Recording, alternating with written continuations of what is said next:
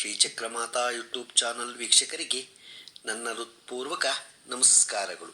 ಸುಭಾಷಿತ: ಸಂಪಾದನೆ ಎಂದರೆ ಹಣ ಮಾತ್ರ ಗಳಿಸುವುದಲ್ಲ, ಅನುಭವ, ಸಂಬಂಧ, ಗೌರವ, ಪ್ರೀತಿ ಇವು ಕೂಡ ಸಂಪಾದನೆಯ ಪ್ರಮುಖ ಭಾಗ.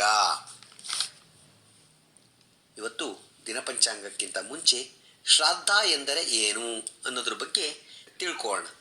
ಶ್ರಾದ್ದ ಎಂದರೆ ಒಬ್ಬ ವ್ಯಕ್ತಿ ತೀರಿ ಹೋದರೆ ಆ ವ್ಯಕ್ತಿಗಳಿಗೆ ವರ್ಷದಲ್ಲಿ 2 ಸಲ ತಿಲ, ಕರಿ ಎಳ್ಳು, ಅನ್ನ, ನೀರು ಕೊಡಬೇಕಾಗುತ್ತದೆ.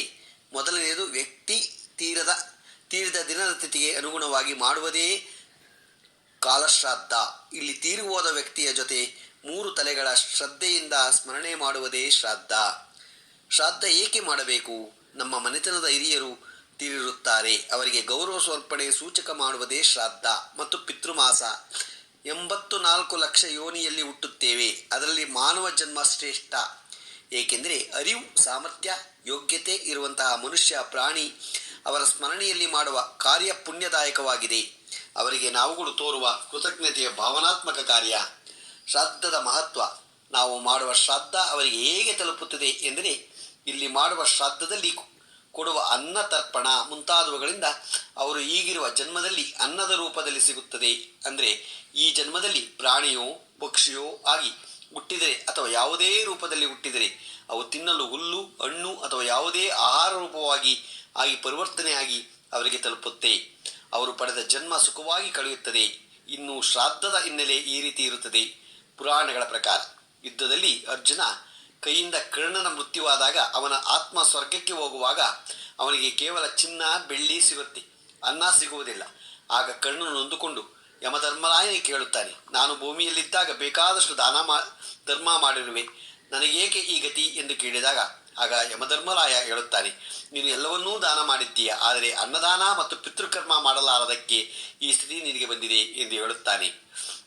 ಇದಕ್ಕೆ ಪರಿಹಾರ ಅಂದಾಗ ನಿನಗೆ ಭಾದ್ರಪದ ಹುಣ್ಣಿಮೆ ಎಂದು ಅಮಾವಾಸ್ಯೆಯವರಿಗೆ ಮಹಾಲಯ ಅಮಾವಾಸ್ಯೆ ಸಮಯ ಕೊಡುತ್ತೇನೆ. ಅಷ್ಟರಲ್ಲಿ ನೀನು ಅನ್ನದಾನ, ವಸ್ತ್ರದಾನ ಮಾಡಿ ಮತ್ತು ಪಿತೃತರ್ಪಣ ಕೊಟ್ಟು ಬಾ, ಆಗ ನಿನಗೆ ಸ್ವರ್ಗದಲ್ಲಿ ಅನ್ನ ಸಿಗುತ್ತೆ ಎಂದು ಹೇಳುತ್ತಾನೆ.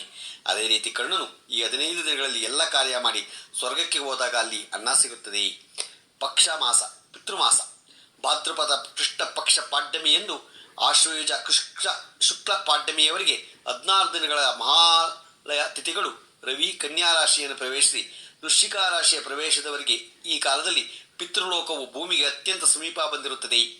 ಈ ದೃಷ್ಟಿಯಿಂದ ಭಾದ್ರಪದ ಅಪರ ಪಕ್ಷ ಎಂದರೆ ಕೃಷ್ಣ ಪಕ್ಷದ 15 ದಿನಗಳು ಮಹಾಲಯ ಎಂದು ಕರೆಸಿಕೊಳ್ಳುತ್ತದೆ. ಇನ್ನು 2ನೆಯ ಭಾದ್ರಪದ ಮಾಸದಲ್ಲಿ ಬರುವ ಪಕ್ಷಮಾಸ. ಇಲ್ಲಿ ತಿರುವಾದ ವ್ಯಕ್ತಿಯ ಜೊತೆ ಎಲ್ಲ ತಲೆಮಾರು ಕುಲಬಾಂಧವರ ಸ್ಮರಣೆ ಹಾಗೂ ಸರ್ವಪಿತೃಗಳ ಸ್ಮರಣೆ ಮಾಡಿ ತಿಲೋದಕ ಬಿಡುವುದೇ ಇದರ ಪ್ರಾಮುಖ್ಯತೆ. ಈ ನೈಮಿತ್ತಿ ಶ್ರಾದ್ದದಲ್ಲಿ ಬರುವ ಪಕ್ಷಮಾಸದಲ್ಲಿ ಮಾಡುವ ಶ್ರಾದ್ದವೇ ಪಿತೃಪಕ್ಷ ಅನ್ನುತ್ತಾರೆ. ಇಲ್ಲಿ ಸರ್ವ ಪಿತೃಗಳನ್ನು ಸ್ಮರಿಸಿ ತರ್ಪಣ ಬಿಡುತ್ತಾರೆ. ಇದರ ದೇವತೆ ಧೂರಿ ಮತ್ತು ವಿಲೋಚನೆ. ಇಲ್ಲಿ 3 ತಲೆಮಾರಿನ ಪಿತೃಗಳ ಸ್ಮರಣೆ ಮಾಡಿ ಸಾಮೂಹಿಕವಾಗಿ ತಿಲ, ಜಲ, ತರ್ಪಣ, ಪಿಂಡ ಬಿಡುವುದೇ ಪಿತೃಪಕ್ಷ ಅಥವಾ ಮಹಾಲಯ ಪಕ್ಷ ಎನ್ನುತ್ತಾರೆ. ಈ 3 ತಲೆಮಾರಿನವರು ಆತ್ಮಗಳು. ಇದು ಸೂಕ್ಷ್ಮ ಶರೀರ ಇರುವುದರಿಂದ ಭೂಮಿ ಮತ್ತು ಸ್ವರ್ಗದ ಮಧ್ಯದಲ್ಲಿ ಇರುತ್ತಾರೆ. ಈ ಶ್ರಾದ್ದ ಕಾಲದಲ್ಲಿ ಜನಾರ್ದನ ರೂಪಿಯಾದ ಪರಮಾತ್ಮನು 3555 ರೂಪಗಳಲ್ಲಿ ಇರುತ್ತಾನೆ. ಪರಮಾತ್ಮನ ಪಂಚರೂಪಗಳು. ಪರಮಾತ್ಮನ ಪಂಚರೂಪಗಳಾದ ಅನಿರುದ್ಧ, ಪ್ರದ್ಯುಮ್ನ, ಸಂಕರ್ಷಣ, ವಾಸುದೇವ, ನಾರಾಯಣ ಹೀಗೆ 5 ರೂಪಗಳಲ್ಲಿ ಇರುತ್ತಾನೆ. ಇನ್ನು ಜಗನ್ನಾಥದಾಸರು ಹರಿಕಥಾಮೃತ ಭೋಜನ ಸಂಧಿಯಲ್ಲಿ 21ನೇ ನುಡಿಯಲ್ಲಿ ಹೇಳಿರುವಂತೆ ಶ್ರಾದ್ದಗತ ಭಗವದ್ ರೂಪಗಳಲ್ಲಿ ಅನಿರುದ್ಧ ರೂಪಿಯಾದ ಪರಮಾತ್ಮನು ತ್ರಿನವತಿ 93 ರೂಪಗಳಿಂದ, ವಸುಗಳು 8 ರೂಪಗಳು, ರುದ್ರರಲ್ಲಿ 11 ರೂಪಗಳು, ಆದಿತ್ಯರಲ್ಲಿ 12 ರೂಪಗಳು, ಹೀಗೆ ಕೂಡಿಸಿ ಒಟ್ಟಾರೆ 31 ರೂಪಗಳನ್ನು ಆಗುತ್ತದೆ. ಅನಿರುದ್ಧ, ಪ್ರದ್ಯುಮ್ನ, ಸಂಕರ್ಷಣ ಎಂಬ 3 ನಾಮಗಳಿಂದ ಗುಣಿಸಿದಾಗ 93 ರೂಪಗಳು ಆಗುತ್ತದೆ. ಇದಕ್ಕೆ ತ್ರಿನವತಿ ರೂಪ ಎನ್ನುವರು. ಸಂಸ್ಕೃತದಲ್ಲಿ ತ್ರಿನವತಿ ಎಂದರೆ 93 ಎಂದರ್ಥ. ಶ್ರಾದ್ದ ಮಾಡುವ ಯಜಮಾನನಲ್ಲಿ ಈ ವಸು, ಆದಿತ್ಯ, ರುದ್ರರ ಮೂಲಕ ಪಿತೃಗಳಿಗೆ ಪ್ರದ್ಯುಮ್ನ ರೂಪದಿಂದ ಅನ್ನನಾಗಿರುತ್ತಾನೆ. ಸಂಕರ್ಷಣ ರೂಪದಿಂದ ದೇವಭಾಗ ಮತ್ತು ಪಿತೃಭಾಗ ಎಂದು ವಿಭಾಗ ಮಾಡುತ್ತಾನೆ. ನಿತ್ಯಾನಂದನಾದ ಭಗವಂತನು ತುರ್ಯ ನಾಮಕವಾಗಿರುವ ವಾಸುದೇವನ ಮೂಲಕ ತಾನು ಉಂಡು ಸಕಲರಿಗೆ ಉಣಿಸುವನು. ಭಗವಂತನ ಪುಣ್ಯವತಿ 96 ರೂಪಗಳು. ಇನ್ನು ಭೋಜನ ಸಂಧಿಯ 22ನೇ ನುಡಿಯಲ್ಲಿ ಹೇಳಿರುವ ಪ್ರಕಾರ ಪುಣ್ಯವತಿ ನಾಮಕನಾಗಿ ವಸು, ಮುಕ್ಕಣ್ಣ, ರುದ್ರ, ಭಾಸ್ಕರಲ್ಲಿ ನಿಂತು ತನಗೆ ಶರಣು ಬಂದವರ ಜನರನ್ನು ನಿತ್ಯದಲ್ಲಿ ಕಾಪಾಡ್ತಾ ಅವರ ಪುಣ್ಯ ಕರ್ಮ ಸ್ವೀಕರಿಸಿ ಪಿತೃಗಳಿಗೆ ಸುಖವ ನೀಡುತ್ತಾನೆ. ವಸುಗಳು 8, ಏಕಾದಶ ರುದ್ರರು 11, ದ್ವಾದಶ ಆದಿತ್ಯರು 12, ಹಾಗೆ ಒಟ್ಟಾರೆಯಾಗಿ ಕೂಡಿಸಿದಾಗ 31 ರೂಪಗಳನ್ನು ವೈಕಾರಿಕ ತೇಜಸ, ತಾಮಸ ಎಂಬ ಗುಣಗಳಿಂದ ಗುಣಿಸಿದಾಗ 93 ಬರುತ್ತದೆ. ಮತ್ತೆ ಈ ಮೇಲಿನ 3 ಗುಣಗಳು ಕೂಡಿಸಿದಾಗ ಪುಣ್ಯವತಿ, ಷಣ್ವತಿ ಕೂಡಿಸಿದಾಗ ಷಣ್ಣವತಿ 96 ಆಗುತ್ತದೆ. ಹೀಗೆ ಭಗವಂತನನ್ನು ಚಿಂತಿಸಬೇಕು. ಸಪ್ತಾನಗಳು 7 ತರಹದ ಅನ್ನ, ಮನಸ್ಸು, ವಾಕ್, ಪ್ರಾಣ್, ಅನ್ನ, ಬಲಿ, ಹೋಮ, ಹಾಲು ಇವೇ ಸಪ್ತಾನ್ನಗಳು.